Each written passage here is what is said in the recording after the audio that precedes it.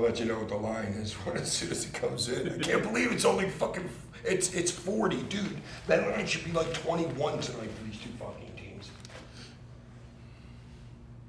The Jets' offense is horrible, and this kid has never played a good game against the Rex Ryan defense. All right, we're ready to go. If you're ready to go, Hack. Dude. All right. I'm here, you know? Hey everybody, and welcome to the very first. Look dead. I wasn't ready. Oh, sorry. Are you ready? God damn it, Uncle Fester. Is everybody ready? The great face, Mikey. He's not ready. I guess we're ready now. 2 minutes to showtime. 2 minutes. I thought that was on the air. It might be. You're killing the. It better be on. I think we're on. I think we're Why on. did you stop? All right. Hey We're everybody. rolling, aren't we? Don't cut any of this out because it's pure ECW. Hey everybody, welcome to the very first edition of Legends of Extreme here on the High Spots Wrestling Network. My name is Mike Johnson. I'm a writer for PWInsider.com, but well before that, I worked. What a plug. Had to get What a that in. plug. Well before that, I worked for ECW's official website, and before that, I was lucky enough to be a fan sitting in the front row at the ECW arena and a lot of other venues all over the United States as ECW started its path of destruction and changed professional wrestling forever. And before that, it was a cat burglar. It was. On every edition of Legends of Extreme, we're going to talk about different topics pertaining to ECW, good stories, bad stories, happy memories, sad memories, all of the things that built the myth and the legend that is Extreme Championship Wrestling and the ripple effect that it had in professional wrestling. For this very first edition, very happy to be talking about the early days of ECW with a number of gentlemen who were very important to the company, obviously one of the most important of all time, all the way here on my right. But not as founder. important as Taz. Not as important as Taz, but still important I nonetheless. can't believe you're wearing an orange shirt. You are wearing an orange shirt. I only did it because it matched the stripes in the pants. I swear to God. To my right, the founder. I did bring another shirt, which I will wear for the next hour. All right, the founder and patriarch of ECW, Eastern Championship Wrestling, when it first founded, Todd Gordon. To my left, multi-time former ECW World Heavyweight Champion and the Extreme Icon, dressed like Taz, the Sandman. How are you, sir? What up? And to my right, the first man to hold the ECW Triple Crown, former ECW World Television and Tag Team Champion, the one and only Mikey Whipwreck. How are you, Mikey? Good evening. Did you even know you did that? What? Or do you ever like to talk like you're like, yeah, dude? They say it. Sandman's like, the 5-time champion. Do you ever say like what the things that he just said? I can't remember I them. don't say shit. As you Like can he's like, hey, I'm this, and this. As you can see, we're off to a roaring start here. So let's talk about the early days. Now, there's a legend. Can we talk about how I'm fat first? You and me both. Mikey, let's talk about the pink elephant in the room. I'm fat. I said though, when I'm done working, I'm getting fat. You always did say that. What's really weird is I'm the only one that didn't age out of this group. Said roadkill. So, so let's talk about the early days. Obviously, Sandman, you and Todd were both involved in Tri-State Wrestling, which is the predecessor to ECW, run by Joel Goodhart. Talk about how you got involved. You went to Joel's school, I believe, Sandman. Talk about how you got involved, because the first time I remember hearing of Todd Gordon's name had nothing to do with wrestling. You were on Connie Chung with your family on did CBS. Connie Chung? He was on a Connie Chung. He was on her. That's what I thought. He was on a segment of Connie Chung on CBS Evening News talking about professional wrestling, showing your family on. So talk about how you got involved in the business itself beyond being a fan. I think I remember shit. Joel was doing the radio show, and I started listening to that radio show in the morning. I couldn't believe it was actually radio about wrestling on. Oh, it was the greatest thing ever back then. Sports station. Yeah, it was the And greatest. then I guess I got in touch with him or something. He was all talking about getting guest appearances and shit like that. And then I called him up, and we brought Missy Hyatt to my store for an appearance. I never met Missy, but if you saw Missy back in those days, Oh my God. Wow. I mean, seriously. She still sells them same photos too at shows. I call them their bicentennial editions. I was just with her like 6 months ago in New York. I remember I was all anxious, They got like brown like color around the edges. They're so old. It's like hilarious. She walked in my store and I was like, oh, anxious, like nervous, like marking out. Like, oh my God, it's Missy Hyatt. And I used to watch her from like down in the South wrestling and wherever Continental was, yeah. And she was just gorgeous. And she walks in and lays across my counter. I was like, what? And she was just wild as it all could be. Then I started getting to know Joel a little bit, and he was talking about his business, and I got involved a little bit with him. I gave him a little financial aid to keep it going until he ran into the ground. So, and then Donnie Allen, who worked for him, worked for Comcast, and he said, "Do you live out on the main line?" I said, "Yeah." He goes, "Well, I work out there for Comcast. We're looking for somebody who rather can we come to your house and do this." My kids were really little. I said, "Yeah, my kids be on national TV, of course." So they did. They filmed like 8 hours that day and aired about 8 seconds that night. So Tri-State runs its course. What are your memories of Tri-State? Because you were Mr. Sandman then. That was kind of your earliest stuff that I think most fans are aware of. What are your memories of going to the school and working the big Tri-State events? Hack. Sandman. Yeah, I'm thinking. There's a freaking lot there. Sorry. I know it's going back. Dude, I know that I freaking, before I knew Todd, they papered a show at like a Vince event. That's how I even knew about the Tri-State Wrestling Alliance. Like I got like a little leaflet on your car. So then I was like, I go to the show and I'm like, wait a minute, they can fucking do this? These dudes, there was like Tony Stetson and Johnny Hotbody. I mean, both of them were like maybe 11 foot between them, dude. I was like, yo, I can do this. And it was like $3,500 or something like that. So then, literally, I went to the show like March like 1st or 2nd or 3rd. Gave him the money on March 6th. Started like 4 hours a night, 3 nights a week. And by June 9th, I was having my first match, dude. And I'm opening up, bleeding, fucking with JT Smith. You know what I mean? Just. You know, the revolution had really started. Nobody who the fuck ever had a show out there where the guy was bleeding in the first match. You know what I mean? So it started then. Well, they did all sorts of wild stuff, Last Blood Battle Royals and barbed wire steel cage matches and things like that. But in the end of 1991, TWA went away. It disappeared. The story was that Joel kind of overextended himself financially, and that led to the end of it. Now, there's an urban myth that you were not looking to continue on in professional First of all, he wrestling. didn't overextend himself financially, as far as I knew. I mean, how was the guy making money? You know what I'm saying? Wasn't he paying to be on TV then, Todd? I mean, paying to be on the radio? Yeah. All right, and then how many people were showing up at his shows? Well, the Civic Well, I Center mean, shows- I'm just saying that there wasn't like fucking a lot. Maybe the money that he took from Flair to show up. It was the Civic Center shows that was killing. Ah. He was bringing every piece Oh, of dude, literally, dude, the Abby, the Sheik, fucking like everybody would come in there. Because for those that don't know, quarterly they would run these huge shows and they'd bring in talent from all over the United States and even Japan. So there's no. Buddy Landell and Yeah, the first Austin couple of Idol years. and people like there were great names for the fantasy, but he was getting his ass kicked. Right. So he took the last month show he was running. He didn't have the money to pay for anything. And I said, "You can't run the show and keep selling tickets." And he says, "Oh, just let's see how it plays." I said, "Dude, you can't pay him." Next thing you know, he disappeared with money. Well, that was that the one where Flair was supposed to come in like for an autograph sign? Landell came Why did I think it It was was Buddy Landell versus Buddy Rogers. That was supposed to be the show Yeah. that was canceled. in. Landell stole the belt from Bob Ortiz. Oh, buddy. God bless him. Rest in peace. So I almost did that. the urban myth is you were not interested in doing anything in professional wrestling. TWA gone away. And then the story that kind of circulates around, which I've never asked you, but I should have a long time ago. Sure, it's the wrong. rumor is that you saw the Papa Shango Ultimate Warrior angle on WWF TV, where Warrior was made to vomit with voodoo and all this, and what that made inspired me, you. That inspired me to never want to watch wrestling again. I told you that was I a couldn't bullshit stand it. story. But shortly after that, Joel went down. Bob Ortiz called me up and he said, "I want to come in and talk to you. Meet me, Larry Winters, and Steve Truitt." And Steve Truitt was the sound guy. And the three of them came to my office and they're like, "Oh, you got to keep doing this. Even the bar shows, you got to." I'm telling you, all we're going to do is get a license. None of us get a license. We got that collateral. So, how insane do you have to be to actually continue to put your own money into professional wrestling? And what was the mind? Like, what was the vision? Obviously, we were not at. There was no ECW arena yet. There was no Eddie Gilbert as a booker yet. You were just running random shows at bars and places. Just Mike Smith Sports Bar once a month. So it was just run a show and have some Once a fun. month or once a week? Smith Sports A Bar. month? Once a month. Yeah, I never worked once a Very, week. very, so I decided I'll do it. He says, "I'll do the sound for free." And everyone's, they don't want to be part of it. And I met the guy from owned Mike Smith Sports Bar, and he said, "Yeah, we'd love to get wrestling in here again." And it was a small venue; you couldn't even jump off the top rope because the ceiling was so low. Because I just got one thing that I gotta tell you before I gotta say this. Sandman doesn't work here ever. Why?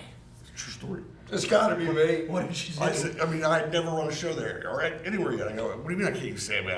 Me and him become pretty friendly already right from the jump.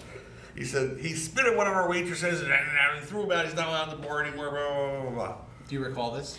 No, I never spit at And then I waitresses. said- I wasn't into spitting at So- waitress back then, but I did hang out in the club and I pissed off one of the lady managers for some reason. Well, that's what he said. He said he spit this. We are going to get to you. I'm sorry. And so I could have been I'm yelling sorry. at her and spitting at her. So I called Sam and I'm like, dude, you know, you can't work on the first show. He's like, what the fuck you talking about? I can't work on the first show. You're not Sandman.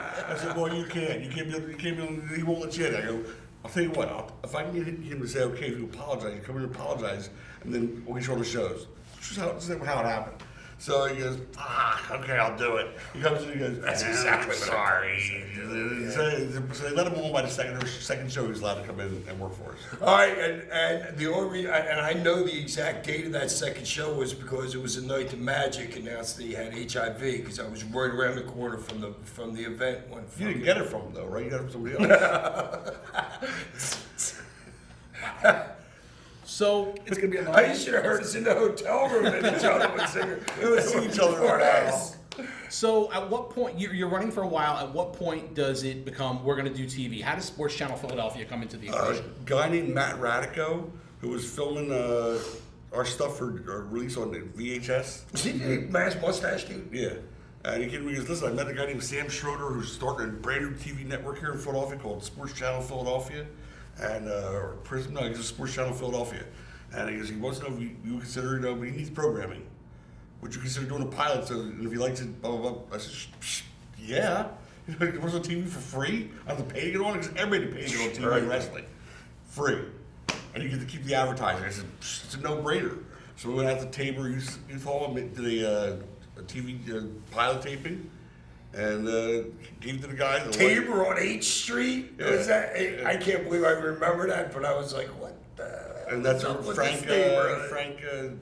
the commissioner, Frank Talent? was involved. Frankie, baby. Tell you what, he said, you come out here, I guarantee you will 800, and he did. There's 800 kids in that audience that night. It was like, damn, we started in front of 20 people. Well, most of the kids probably didn't have TVs at home, so you know what I'm saying? That was a rough neighborhood. But yeah, so No, dude, it was a rough neighborhood, but you know, obviously it worked. And I brought Snook in, so they'd have a name they'd recognize, and Belomo, who had contacted me, and those were the two names that were recognizable at the time, and that was how we got started with TV. So now, where does the ECW arena come in? Because most people, when we're in Philadelphia filming this right now, most people think of Butch. ECW and the ECW arena is very synonymous. Yeah. And that building still exists today based on the sheer magnitude of popularity that ECW created for it. Yeah, we were doing the sports bar, and then I tried to branch out by going all the way up to 30 blocks up, 20 blocks up to do the Chestnut Cabaret for a show. Right next to the strip club, dude. That place was perfect. Or was it the strip club? Was it a strip club? No, there was a All I strip know club. is- Was there a strip club in the corner? Yeah, Okay. that's where that girl Angel came. Not Angel, the Tigra came in the strip Oh, club. yeah, that's She worked right. with you in, All right, it's all coming back to me now. Lots of children at that show too, I'm sure. No, what happened was, believe it or not, Tigra, 2 days oh before my that show God, came she off, was the guy calls me up gorgeous. and goes, listen, I got a problem. I go, what's that? He goes, all these kids are coming here trying to buy tickets, and no one under 21 can come in our bar. I said, what? It's going to be a daytime show. What do you mean nobody can do it? He would not let anybody under 21 in. That's the first time I ever lost money on a show. I mean, not that it was a big payroll or anything back then, but still. Dude, was that me in Morocco? Did I win the belt that night? Not that later on, eventually. How many shows did we run there? A few after that, because then we had. I would've said that. Because then he let the kids wear bracelets after that. We had came to that agreement so they wouldn't get served. But that first show, I got killed. And then I'm paying everybody. And I'm like just miserable. We had 12 people there, you know, fuck. And JT Smith's last guy in line. Handed him his check. True story. He says, "Oh man, I can't take that. You got killed today." I said, "Everybody else took their money. Here, just take it." He goes and ripped the check up. Wow. I hired him that day for the work of my store. Man who rips up a check in pro wrestling. It's a rare breed of man right Got him there. a full-time job. Yeah. So the ECW arena, there's a lot of Johnny Hotbody comes up to me one time and says, "Yo, you gotta come see my uncle fucking Butch, my uncle Butchie. Fucking Butchie. He's got this building. It's Butchie. where the mummers all get their stuff ready. So I go down and see this warehouse. I'm going, I'm looking at it like, maybe, you know, the ceiling's high enough. I was like, looks like it's potential. I mean, it's just a big empty building, but it's going up to my office. True story. To get to his office, there was like a board across like a moat. I had to like do this as I'm walking up. It's pitch black. He's got like a little, remember that little light bulb always hold up. Like I'm like, are you kidding me? Well, you remember like Uncle Fester. It's like Indiana Jones. Like the Uncle Fester Mikey or the light bulb in his mouth. Come on, sit down.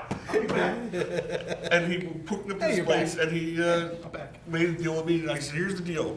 He goes, you can do anything you want in this joint. Anything. Tear the fucking place apart. But you had to pay to repair it. I was doing repairs. You know, just pay for the drywall or we break it and boom. And that was like. But it was a pretty bare. I mean, it was a lot of metal and concrete, though. You know what I'm saying? Yeah, but all the drywall but we were taken out every week. Oh yeah, that's The right. headhunters still got the drywall with Abby sitting behind him. Remember that with the underwear? Ultra Clash 93. He was sitting there with his little cigar butt and his red underwear. And he went. He waved at the audience and put a hole in the wall. Now, you know, it's funny now because now that building, they have so many rules and regulations. They don't want blood. They don't want people spitting. They don't want things in the crowd. They're very, very cautious. So it's weird how different the time period was. We got away with a lot of things people wouldn't normally get away with. I mean, right off the bat, the first thing we wanted to do was have a loser gets their top ripped off match. Right. Okay, get strip match. Yeah, and how many Mummers Parade men are gonna turn down something And like it's supposed that? to be Tiger, this black stripper with JT, and against Peaches. We get there, and all of a sudden Peaches is like, I'm not doing that. Dude, I don't remember this. I said, what? What are you talking about? Oh, her tits were only this big. She said, no, she said, I'm not getting my top ripped off in front of kids in the audience. And all of a sudden the stripper was like, well, me either. I'm like, shut up! I said, when I met you, you're upside down around a pole. Like, it's like I didn't know. Handed her a 20. Yeah, that's something that one thing I always wanted to do from day one. And that's always the case, whether it was at the bar or the arena or anywhere. If we made a stipulation, I want to honor it. Because I always hated wrestling things that were like, the guy comes out, takes a mask off, and another mask underneath. Or the girl says she gets stripped, and of course she's got a towel around her so she gets her clothes off. Loser leave town and he's hanging out at the bar. And I hated that. So I said, I can't believe advertises. I told Eddie, he's like, I'm so pissed off. And I go, I really want to give these people what they wanted. And I'll say, here, I'll do it. We'll turn around, and there's Angel, not Angel Amoroso. I'll even rip my top off. Shit. Okay, she gets in the ring, and I think, well, you're on this tape, if I'm not mistaken. I might Were you be. in I that don't building? remember. And I don't think I was there. Well, she got her top ripped off in that ring, and she went to all four sides. You had to see the face of the kids that are going, Oh, dude, it was like my son's at Wing Bowl, dude. All the women's show, dude. It's a rite of passage. My boys go to strip club, and my boys go to Wing Bowl and for their 12th birthday. when they turn 18. Just took off. I was just there, maybe less than 6 weeks ago. So we're gonna get into Was the it Eddie, lovely, we're gonna man? get into the Eddie Gilbert era in a minute, but let's talk to Mikey. You started training with Sonny Blaze in Long Island, Yep. and the rumor was that he didn't charge you because he didn't think you were going to be, because you were so small at the time. He didn't believe you were actually going to be able to make any inroads in the business. So what are your first memories of getting in the business and your first memories of ECW? Because I remember you as a fan being at the Manhattan Center Monday Night Raw shows. Front row. It's the first time I met you was the first Monday Night Raw. Yeah. We're both fans. And but you got when did you first become aware of ECW? Because at that point when you started showing up, it wasn't on MSG in New York yet. It was just a Philly thing. What are you fucking bored already? The family. Dude, I can read and listen to you at the same Worried time about and the roll soup. a joint behind my back with one hand if I choose So to. you make the air conditioning go on. That's what I So talk a little bit about your entry into the business and how you first became involved with ECW. It is on 56, Todd. My first entry into the business was I met Fonzie at the Absolute Coliseum. You remember this?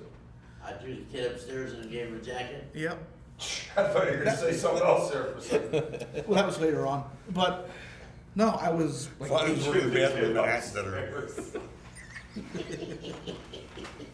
no, I was like 18, and yeah, we're losing control here. What happened? It's, Good. I expected nothing less. He was 18, but what would tell us what your honest to God curfew was then? Like 11 o'clock. Honest to God, we'll get to that later. I'd have to come home at 11 o'clock.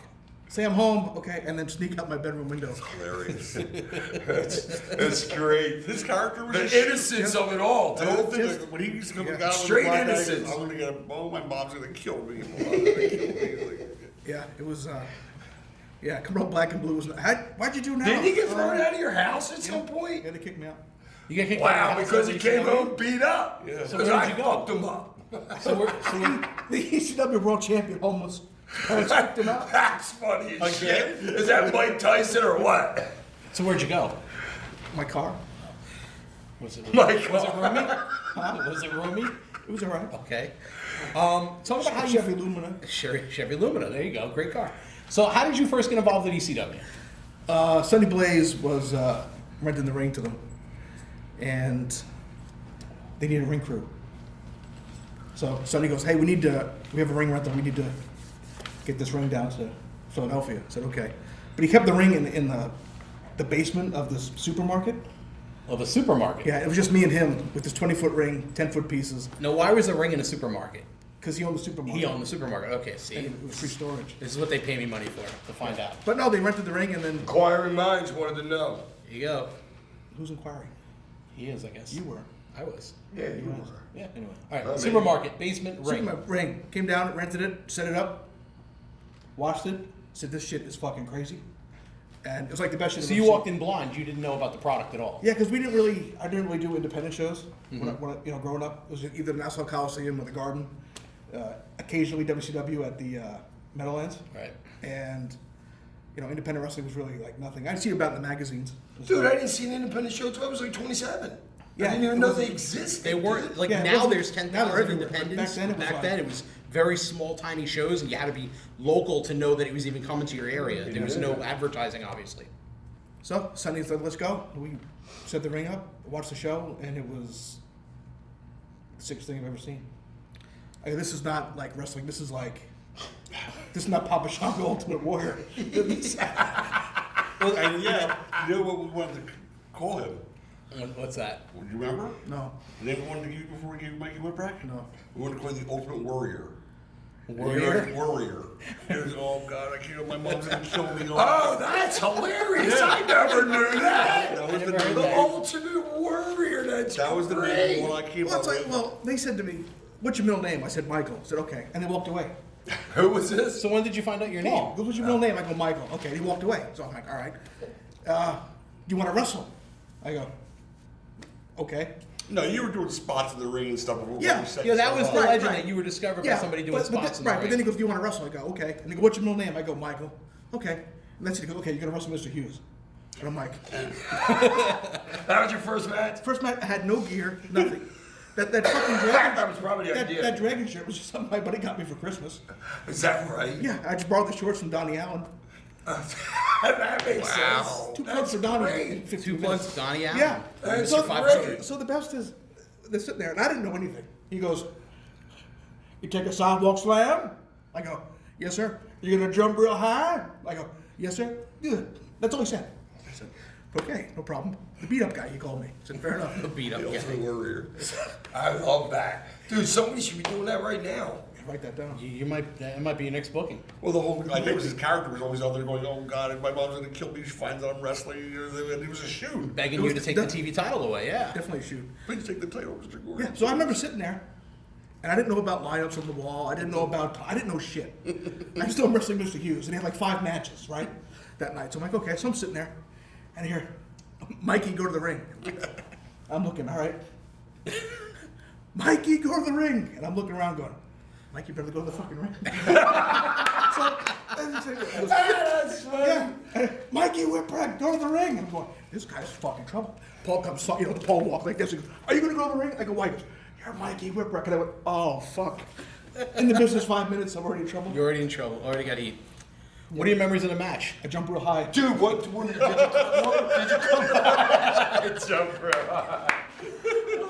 Do you, what music did you come out? Do you remember that night? I fucking. Like, how long did it come until that music came in? That fucking, whenever I hear the song, I think of you. I don't even know. It just kind of like started. Right. I don't know. As the character developed, we keep that. Yeah, Yeah, just kind of. And it kind of clicked from there. It just kind of happened. So let's jump back here. You get on Sports Channel Philadelphia. How does Eddie Gilbert come into the equation? Because the story was like you called Terry Funk first to try and have Terry come in and be the booker, correct? No, I met Dude, what are you, 0 for like 3 right now? I guess I am. Alright. I met Eddie during the show that we did in conjunction with Carl Luzo. It was a joint show. Ah, Dennis, me And he boy. wrestled Terry on that show. That was the I Quit match, I think. Or and, loser, we used to call You him. know, it's Eddie. It's a great opportunist, man. They said, so you tell me about what you got going on there in Philadelphia. He goes, they love me in Philadelphia. I'm over in Philadelphia. So next thing you know, Eddie was moving down here somehow or other. I was paying for Eddie to like move here and become my booker. And he was just funny as hell. And he was good at what he did. He really was good at what he did. Fuck yeah.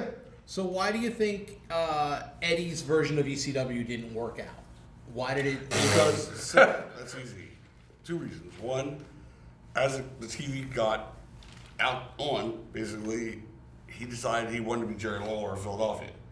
He was the king of Philadelphia. He was doing the crown. Right, and he had all the names surrounding him, Yeah, Snuka and yeah. Sandman, Snuka and Morocco and everybody, and Paul Heyman obviously, and everybody else. And he wanted to be Jerry Lawler. He wanted to be the king of Philadelphia, and he wanted it to be like his promotion, like where he was going to be the big guy, like Jerry Lawler was down in Memphis. And For a little guy. yeah. So between that obsession and then the demons that caught up with him, that was the end of Eddie. What are your memories of working with Eddie, Sandman? Dude, I didn't talk to the dude much. You know what I'm saying? Freaking, it wasn't like me and Eddie was like sat around the locker room and bullshitted, you know what I'm saying? Eddie really had no time at all for the local talent. That was something else we had a problem with. He only was, he only directed himself towards the people he knew, who would come off of TV. The Morocco Snuka, eventually Shane, that kind of grouping. He never really put any kind of time or thought into it, other than putting together the TV tournament first. Now, obviously, that must have been an issue because part of the reason you had ECW was to build these local guys up. And with TV, it's an opportunity for the guys who live here. 1,000%. Guys like Morocco and Snuka, they're just taking another booking. You want to build people up. One of the things I wanted to talk to you about is the landscape of wrestling at that time period. It was very sanitized, very cartoonish. ECW always had that sort of violent tinge to it, where whether it was guys brawling or chairs. Well, Was it ever? that was what attracted me to Eddie, that whole style of Memphis, where they come Right. out with the trash cans and the moon dogs and beating the hell out of each other in the studio. There was only, Moon dogs, baby. I got to spend time over down there. there was only like 40 people in the audience in Memphis. It's still 23 one night in Evansville, Indiana, me against Lawler main event. It was the second worst week they ever had, except when Carino went there later on, and then they like shut down the week after. Did he thank So you for the house? technically, Carino killed it. Did he thank you for the house? All 23 of them. Didn't you fuck up a joke or something? Dude, yeah, my freaking from wrestling freaking Lawler, opposite locker rooms, you know what I mean? Not even talking to him before the match. It's Christmas night, Memphis Fairgrounds. And we get into the ring, and there's a 450-pound dude sitting in the fucking front row. Lawler locks up to me, and I'm expecting like a wrestling thing, and he's like, listen, he gives me this whole joke to tell this back guy into a quick little lockup. I go to tell the joke, I fucked the joke up. He locks up with me again. He goes, kid, you fucked up my joke. Now, this is the punchline. Go back and tell it the right way. And I'm like, well, dude, aren't they going to be like, I don't know what the fuck I said. He just says, just go do it. So I went and did the joke again, and they popped. All right. So, talk about the... And he carried that damn VHS tape with him everywhere. Yes. When you first started ECW, you're like, here's this match of me and Lawler. You were Oh showing no, that's because I had my song out to that. I came out the big shot. The guy put a freaking promo tape together for me. Everybody Dude, has seen this I'm fucking fucking tape 18 months in the 30 times. business. I just come back working on top with Lawler in Memphis. I'm high as a fucking kite. Yes, I am. Dude, I'm fucking jacked, dude. I never thought that'd be possible, dude. Next thing you know, it's like crazy I shit. understand that. All right, It's just so funny. anyway, You carried that. yes, I was very proud of that tape, and I could probably go out and find it in my trunk right now. You can put it on YouTube. So, getting back to the violence in ECW, even in that early era, obviously you were an old school wrestling fan. Yeah. Philadelphia is a very blue collar town. The Flyers, there's fights in the stands all the time. Talk about what it was like trying, if you hadn't been in the arena, would you have been able to get away with as much as you guys were able to get away with in terms of the violence, in terms of the sort of the more cutting edge stuff? Because for that time Well, the period, violence wasn't because it was the arena. The arena just allowed us to do things outside of the actual ring. I mean, more so throughout the entire building. That gives that kind of a freedom. The actual violent part of it we could have done anywhere. I mean, I can tell you there were things I'll never forget.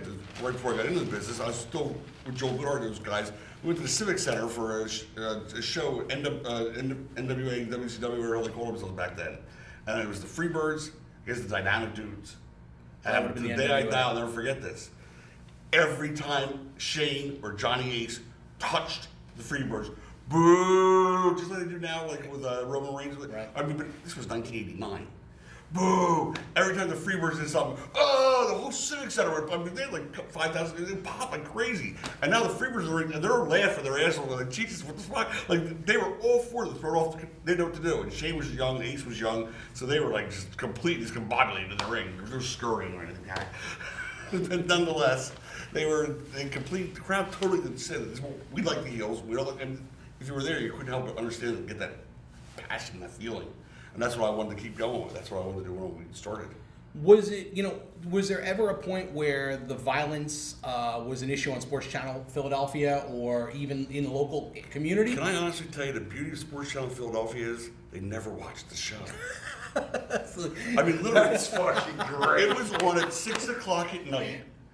And as loud and clear as you can possibly imagine. I mean, I'm home with my kids watching, during dinner. You hear, "You fucked up," or "Show your tits," loud as, I mean, we didn't take the audience sound down. We didn't have that kind of capability back then. Right. We just let it play as it happened.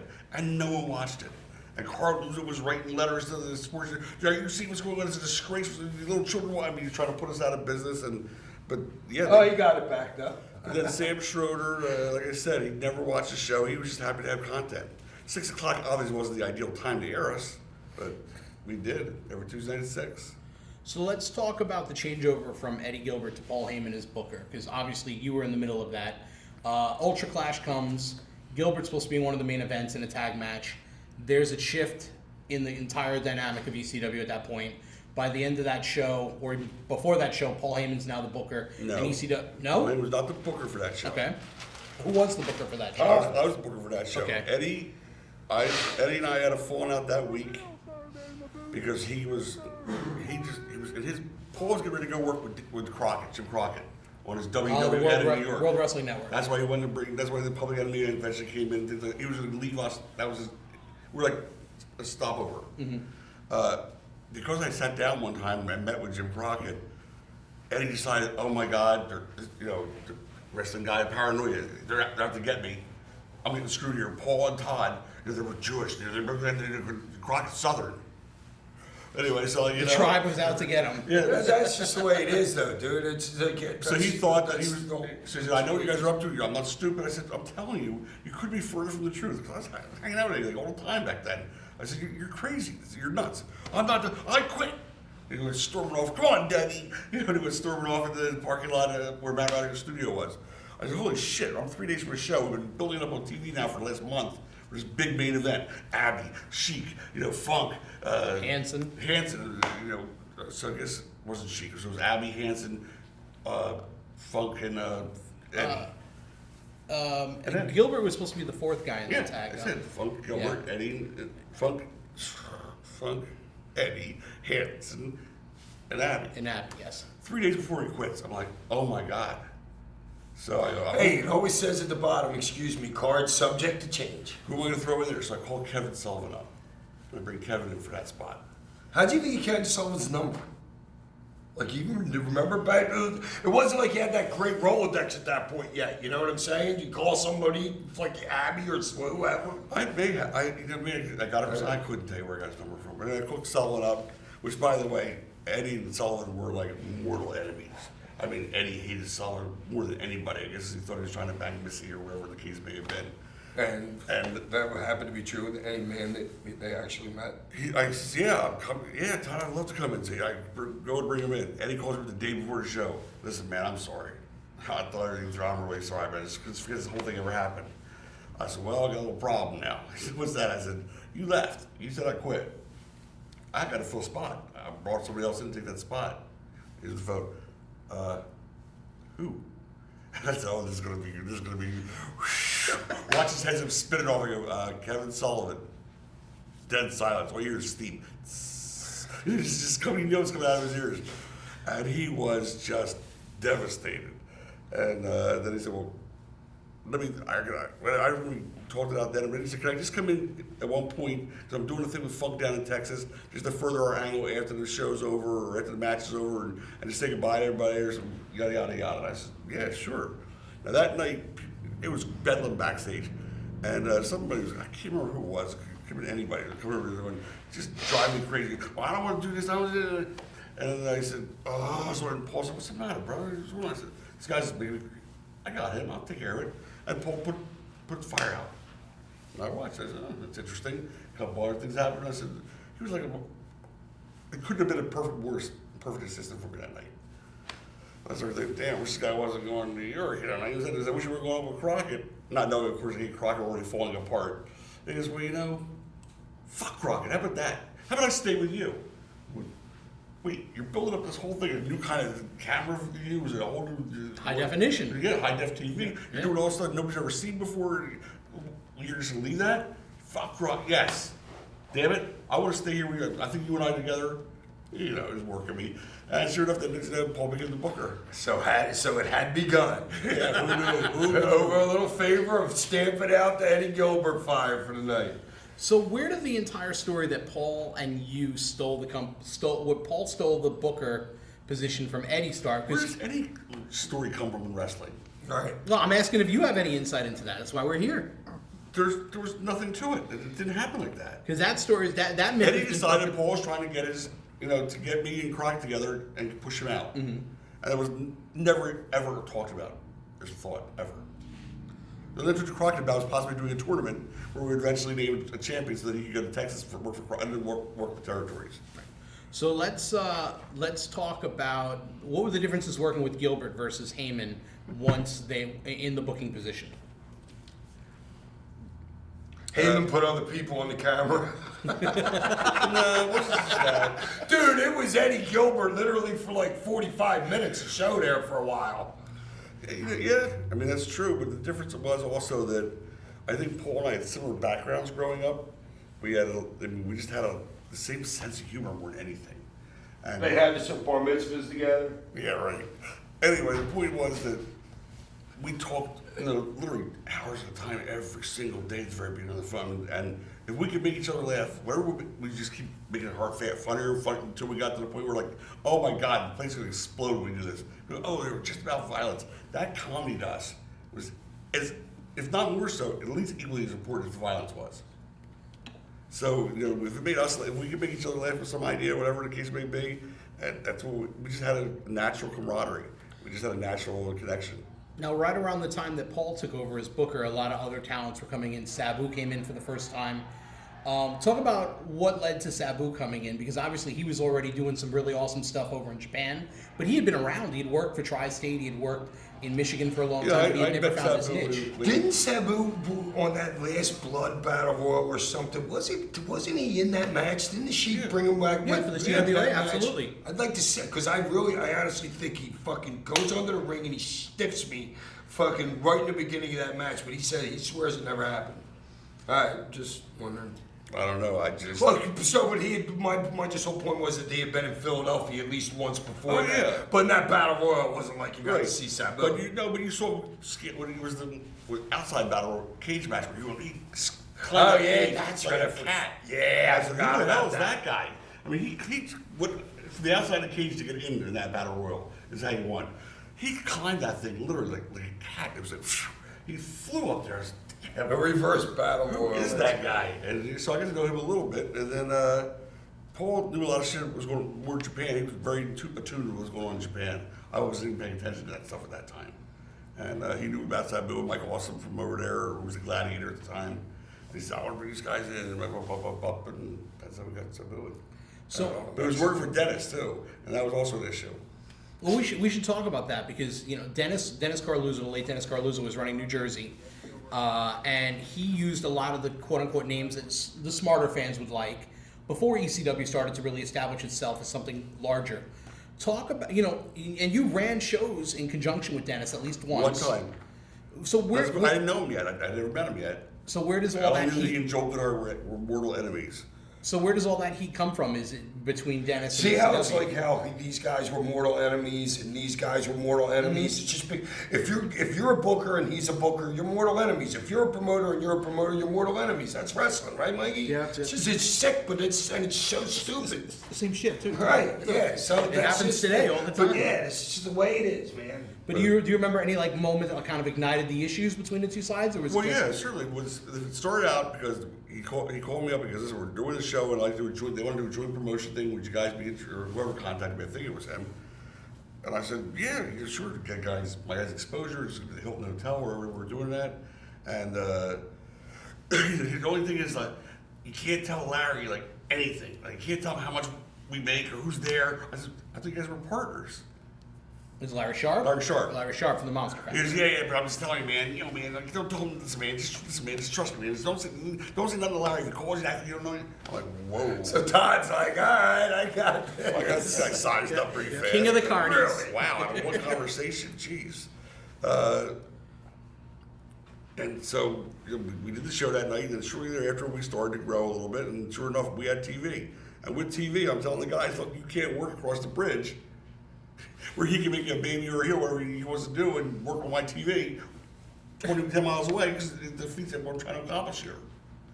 And they understood that. He didn't understand that, so he decided his goal was going to be make sure ECW never grew.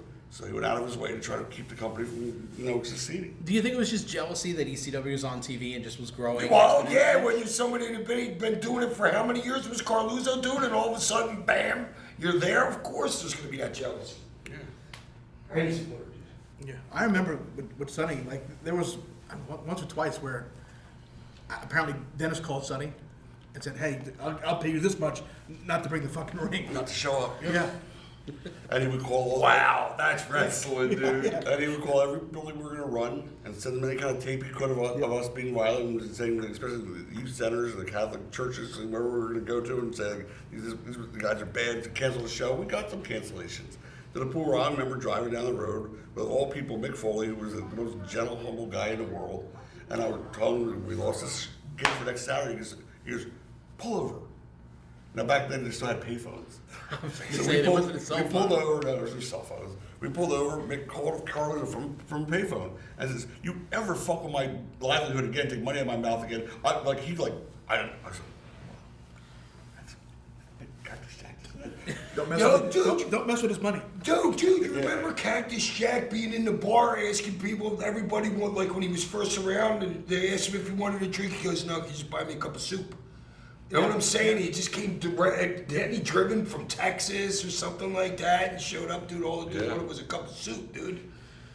He never drank your party. Yeah. No, but just the means of them too, though. At that time, you know what I mean? Sure. It's a little bit different than freaking the means of them now. So, a lot of new talent come in. Taz comes in, Tommy Dreamer comes in, Sandman starts to become more established, Mikey starts to become more established. As talents Public Enemy, who I definitely want to talk about right now. As these new names start to come in, how is the balance between yourself and Paul when it comes to, hey, I want to bring this guy in? Does Paul have to go to you, or is it? Oh yeah, I mean, do you have to approve everything? At that time, I micromanaged at that time, and Paul had no problem. It's like like I said, we got along like brothers. He was just seeing all this is like a really cool thing we were doing together. He didn't have that Vince aspiration yet, which is why I did everything. To be honest with you, but the point is that he, there was no problem at all. But I micromanaged the dollars. I said, look, here's what I'm going to spend on the show. You want to bring somebody in, I'm working for free because there's no more money left in the budget I have left for the show. Or I know I'm going to lose X amount of dollars, knowing if we don't sell out or lose this much, I'm not willing to lose this much, kind of thing. And so we started booking Flagstaff, Jim Thorpe every Friday before the arena show. So there'll be 2 paydays, and I could kind of make the money work a little bit better in terms of flights and air hotels and stuff like that. Let's talk a little bit. I want to get to the Public Enemy. Let's talk a little bit about Terry Funk, because obviously Terry was an important part of establishing guys and making them credible. I'm gonna see him this weekend, baby. He's the most important part. Because he established Sabu, he established Shane Douglas, he established the Public Enemy. He got them all over. And a lot of others. Talk about So why do you grateful, man. believe he was so giving at that moment in time in that early portion of ECW, because there were a lot of other places he could go and make more money at that point. Well, actually, I don't know where else he could have gone at that point, to be honest with you. All these other places were only WCW and WWF. Which would have paid him a lot more than But they ECW would weren't have. offering any contracts. Yeah, exactly. Believe me, if they wanted to have, he would have been working there for that kind of money. You know what I'm saying? So, Absolutely. I think he kind of liked what we were doing too. Oh, totally. You like he was in, like saw he was it. always saying that to me, like, dude, like you're on the song. You're like this, one of these days these guys are gonna be somebody. But he was just so generous, so giving. That's like clipping the barbed wire. They're clipping the shit out of his own heads like this. That Whatever. was years later, but I'm just saying, the very beginning, when he came in to just do the TV stuff, he was terrific as a color commentator. The show that I think really kind of morphed what became the ECW, the product that everybody fell in love with, was The Night the Line Was Crossed. That seemed to be like where ECW went from being, in my opinion, your average run-of-the-mill indie that ran and had a couple of big shows to something that was special. Like by the end of that night, I think the NWA tournament, which was before that. the NWA tournament was later. Oh, was it? February then 90, you're right. February '94 was Night the Line Was Crossed. The Night the Line Was Crossed. February 5th, '94 was the night, because that night we knew it. I mean, I never saw anything like it. All the guys were staying, I think, still at the Hilton back then. So we hadn't gotten kicked out of that one yet. And we got kicked out of every hotel in the Philadelphia area, bar and Probably got kicked out of this one. Oh, definitely. It was a Comfort Inn back This then. would have been our first one. This was the first one. It was the Comfort Inn, and I think Johnny Grunge was smoking. They had a fireplace downstairs in the lobby, and Grunge was smoking a joint in the lobby there at the fireplace or something like that, if I remember right. But Night the Line Was Crossed. Oh, so we go back to the hotel. Paul and I were like the last two to get there. Everybody had left. Let's go drink with the boys. We think we're staying there too. We go to the lobby, and there's like 500 people in the lobby. Yeah. And they're all starting clapping, like, I'm like, I'll tell you right now, I had goosebumps all into the Paul. What happened that night? Like, what It was was the a meeting? three-way, That was Terry Funk, Sabu, and Shane when they went 60 minutes, when it wasn't commonplace for there to be a 60-minute match. and at that point. Martel came out with one of them, and Paul was one of them. I mean, it was a great match. And it was something nobody had ever seen before. But when to have that many people show up in a lobby of the hotel and start screaming, and Paul, I couldn't even get in. I'm like going, what the hell what have we tapped into here? We knew right then and there that was the thing. And that's why we came up with that line. The Night the Line Was We Crossed? went upstairs and, we were smoking the tube, and I said, dude, I think we just crossed, like, I don't know which one of us said it. We just crossed the line here tonight. I could feel it. We both felt it. I said, that's the name of the show. The line was crossed. That's how that title came. It was like that every show after that. That's too, the hotel. great. I love that shit. Yeah, the hotels like that after that. Every show, I know. packed, lobbies packed. It was crazy. So that was the beginning of all the chaos and the ECW guys in the hotel. The ring rats had to fight their way through the crowd into the other ring rats. I don't know.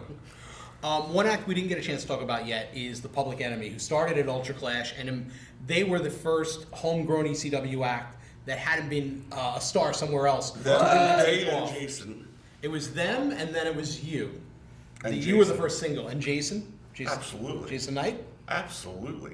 That how do you like my suit thing that I was that's talking good. about I forgot all about that. in terms of drawing power. But he became a worker and a manager, and he had a character. I mean, I know He enjoys my Styles' own- lives. My own daughter, she was 92. She would have been 7, 8, whatever. She would walk around the house going, "How do you like my suit?" I mean, his character grabbed people somehow, and I said, "Oh my God." It's like, where's the beat? That was all Paul. I had nothing to do with. So thoughts. Oh, the Fonzie, stop touching the microphone. God, you get in trouble everywhere you go. You're a little kid. So thoughts on Public Enemy and their evolution, because their promos and the comedy that they brought to the TV show with stuff in your office and stuff training you when you were being trained to be a hoodie. They were phenomenal. Ted Petty, a guy who never did a promo in his entire life probably before ECW. Right. Because he wore a Because mask. he was Especially a was in cheat. Mexico. And also because he never was in a position to really do anything like that.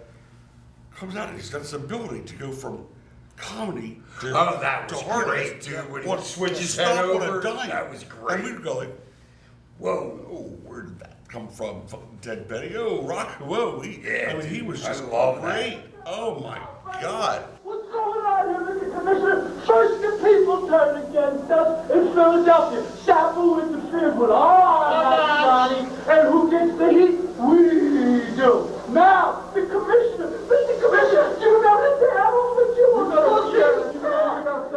And Johnny was kind of just like tagging along with him. Like Rocco was always Teddy to everybody. Kinda reminds you Johnny about how was to always, wrestle Mike was always Johnny. Yeah. Johnny was always Johnny Grunge, whereas Ted Petty, Rocco was always Teddy. Yeah. He never became Rocco to us. Johnny was always Johnny. So I don't know. They were. Like, I love those guys. I miss them to this day bad. I miss both of them. I miss them. Teddy wasn't like either one of those characters, though. Teddy was like really super mild, man. Oh, Like, yeah. you had to like lean in to listen to him, like maybe the old school in him or whatever. But he's the box Golden Gloves too, right? Yeah, he was. Yeah, yeah, man. Oh yeah. Teddy was a bad boy. I remember he was in his early 40s then, even back then. Nobody knew how old Teddy was. He was like Him and Diamond Dallas has been ages are kept under like lock and key somewhere. Well, I remember when Cactus and I wrestled them for the belts that first night, the night of the tournament. He's sitting there and he goes, "Do you know I am twice your age?" And I go, "What?" What the fuck? He goes, "How old are you?" I go, "21." He goes, "Yeah, I'm twice your age." I'm like, "No fucking way." 42? That night, I couldn't believe that it. was the first crisis booking I ever did. I remember you. I I saw you in the elevator before the show. Yeah. He said, "Hey, champ." And I go, he goes, "Oh, your team with Cactus." I go, "Okay, you're funny." And I left. Well, Funk didn't come in. Well, Paul let's fucked his ticket up. we're talking about the NWA tournaments, August 27th, 1994. I want to jump around like Johnson. I'll jump around. goddamn. No, I'm just setting the stage for people I who don't know don't how many know. times he's been wrong today, Joey. I'm not wrong on that date, I guarantee you. Stop counting. Terry's supposed to come in and team with Cactus Jack against Public Enemy. Yep.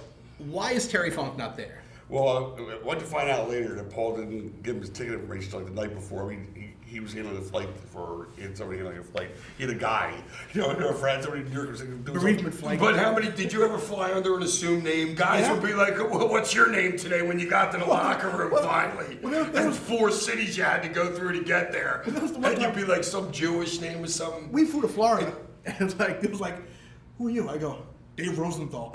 I go, there were 10 Dave Rosenthal's on the plane. I go, That was a this Jewish fucking name. this plane goes down. It was Dave crazy. Rosenthal died 10 times. But I find out that day Funk's didn't come in his plane. I don't know why. I haven't talked to him yet. But it's show day, like we gotta do something. And we went back and forth. We're sitting down. We're going back and forth. Paul decided the only way we can see this, where that people were not gonna go nuts and turn on us, because we built this up big. Public Enemy against Funk and Cactus. Come on, we built this thing with a chair throwing in the whole bit. We had built it up. And he said, "It gotta be 911." He's so over that they won't shit on him. 911 and Cactus, and then we'll let them put the belts on and take it off Funk's.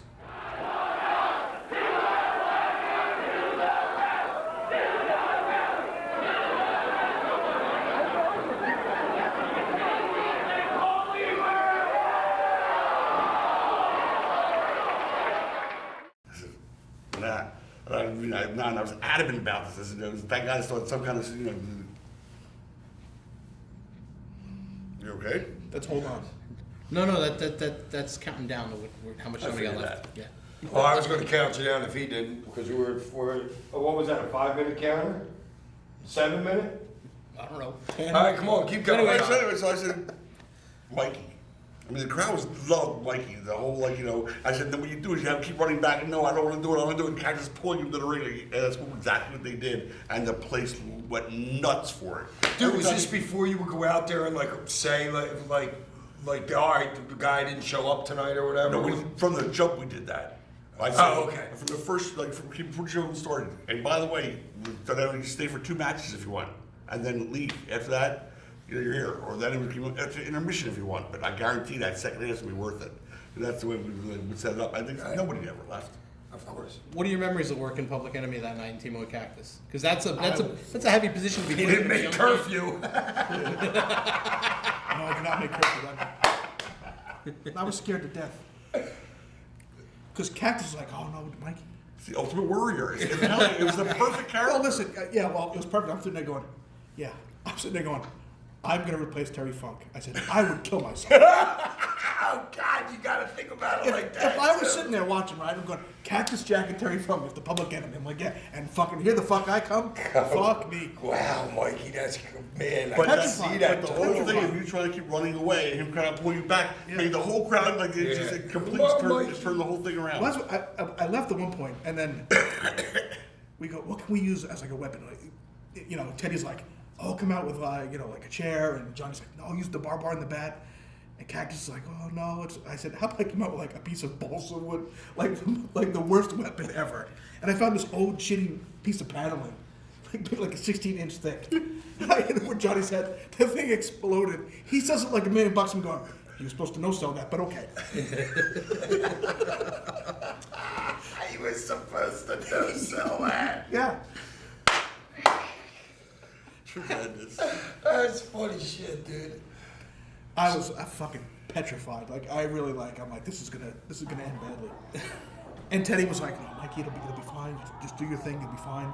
If they didn't think you could do it, they wouldn't put you out there. And I'm going, oh man, what fucking It's not a crock of shit, dude. But just, Mikey was like, you'll be fine. You'll be dead. but just like his character was a shoot, his character was a shoot. I can still see it. I swear to God, clear as day. Him coming into my office on Monday morning. Could have been that very Monday. I'm going, Mikey, what are you still doing here? He goes, Mr. Gordon, I don't have any money to get home. I'm like, Yeah. what? He goes, I don't have any money for the train. I think I drank and smoked with or drank and eat with the guys. I used my $20 paycheck or whatever I was making that day. And I'm like, yeah. We used to go out to eat. Like the Shoney's, used to be Shoney's right here. And we used to go to the buffet. We used to go. I used to wait till people would get up from the table, and I would eat the food off their plates. After they would leave, so I had something to eat. Well, looks like you never stopped since then. You were We came rehearsing. full circle. We're full circle in this interview process here. When the famine comes, I got reserves. Well, as we start to Well, wind when down, the levee breaks, I'm worried. well, the levee's going to break in a second because as we wind down on this, I want to talk to you about your evolution as Sandman, going from the surfer to the cane swinging, cigarette smoking, beer swilling Sandman. Talk a little bit about how it comes about because it happens in Dude, stages. it came about because of Todd Gordon. Paul, he was sending me out there fucking, and I was getting booed. I was a baby face, but I was getting booed. And thank God, I don't know how long it exactly took Todd to talk him into it. And Todd's just like, listen, just let him go out there and do what he does back in the locker room. Just drink beer and smoke cigarettes. So, and it just started. First it was a beer, it was a bottled beer. And then I figured out, like, all right, it'd be easier to do the can. And then I was fucking around one night at a party. I smashed a beer against my head and I got some blood. And I was like, oh, nice. So now, because you're always looking for new, first things to do, like, shit that nobody's ever done. I brought a cane to the ring. Tojo Yamamoto did that before. I brought a beer to the ring. Nobody ever did that before. I brought a cigarette to the ring. Nobody ever did that before. On TV, You know what I'm saying? I bled before every match. Nobody ever walked into the ring bleeding before. So I would lay and sleep at night and think about what can I do that nobody's ever done before. Like one of my best spots in my life, I came up with a teeter-totter spot with me and Mikey had our ladder matches. A couple of them spots that I came up with, the real fucking good ones, I would come up with like right before I fell asleep at night. I mean, because wrestling, dude, I was living it back then, every second of every day. And before you wrap this up, I was going to tell you something. All the fans see him as like, oh, he's the hardcore, drunk guy. But let me tell you something. Honest to God, this guy's mind for the business is second to none. And people who are watching this don't know that. They really don't. They just think, crazy old drunk bastard. We love the guy. No, he's brilliant. Everything he did was thought out. He thought Before our matches, he would sit. And we'd be like, what do you want to do? This. He goes, hold on. And he'd sit there with the beer. And you'd see him just like this. It's not right. He'd be like, Yo! And nothing ever changes. and all of a sudden he'd be like, yo, kid, I got it. It's perfect. And like 99 times out of 100, I mean, he was right on the money. Like, it was like freaky. because he did live, sleep, and breathe. Dude, that's all I fucking thought about him. I was thoroughly consumed with that business. I would for talk a to him long every time. day. We talk about his stuff and his character or somebody else's, and not just his own character. He's like, dude, don't you think if Mike came out for his match and he was anybody's character, he's got a great mind for Dude, I was taught by a lot of the best too. You know what I'm saying? All our matches, I think I didn't say one word. All our matches. Oh no, dude, but that's how it was. Like, I even though I was real young, I was young in the business when dudes came in. Like I would call more than anybody else that I was in the ring with ever. And that's like Sabu kind of, because I just let Sabu go because he just got so much offense that I could sell and not get blown up or anything. You know what I mean? But most of the other time, I was calling a lot of shit. Yeah, I don't think I said 2 words. during our matches. Just, Ouch. Just follow. Ouch. Mommy, I'm coming home. Oh, there are plenty of times when he came to Florida, and it like wrapped around my head, and I was all like this, and I'm like, I am so fucked. Like When I get home. Oh, I was. And to this day, I hear about that. My mom has never watched me wrestle ever. We got a big argument Because of before about that too, because like I said, tell him to take it easy on He you. told me. He goes, yo, everybody told me not to fucking hurt you. He goes, here's That's what. exactly how I talk. And he too. goes, listen. He goes, when you bend over, but keep your shoulder even with the top rope. So when I swing, it'll hit you, but it'll hit the rope first. And I'm going, oh, it still fucking hurts. It's a little piece of the work there. Yeah, but the point is, like I said, he got mega. Stop it. He's in a fucking business like anybody else. And he's got to be able to fucking take it like anybody. Nancy said to me, she goes, sweetheart, I'll be in there with you. And she goes, if he does anything. Nancy was the best. And she says, that lady was so smart. She goes, you give me the fucking look. She goes, and I'll cut him. Yo, Nancy was the best, dude. That lady was so smart. Think about being about Kevin Sullivan all those years. She just wasn't like fucking filing her nails, dude. That lady knew fucking everything about the fucking business, dude. She was if you great. were gonna fuck up, she would. If I was getting ready to do something fucked up, she would hear me, say something to somebody. She'd be like, "No, you're not doing it." She traveled with us everywhere we went. Every She show. was Oh, it was the best. She was great. She was, as he's hitting me, and she was cutting that promo on me. She was going, you okay? I'm okay. Okay. Well, plus she was standing like this. I'm okay. I'm okay. Mikey looking at her tits. I'm okay now. Well, we're going to talk about this incident in Florida and a lot more in future episodes. The banning, yes. The banning. Got thrown off Florida TV for that sucker. On future editions of Legends We're of... lucky somebody didn't die when the ring collapsed, dude. Like a little kid being under there or something. Oh. Yeah. Oh my gosh, remember that too. Future episodes. Future episodes of Legends of Extreme. Want to thank all of you for watching and stay tuned. I was We'll giving be- him a sound bite for future episodes right there. Lots of sound It was a bites. bite. Lots of sound bites. Lots of Die. myths, stories, and legends from ECW days gone by. Thanks for watching, everybody. Peace. Next week on Legends of Extreme, we're going to take you inside one of the most bombastic feuds in the history of professional wrestling. World Championship Wrestling versus Extreme Championship Wrestling. On one side, a maverick promoter by the name of Paul Heyman. On the other, a brash man by the name of Eric Bischoff with money to burn and grudges to bear. Lawsuits, talent raids, moles, everything you can imagine will be discussed and more next week on Legends of Extreme, featuring combatants who worked on both sides of the battlefield. Next week, right here, High Spots Wrestling Network.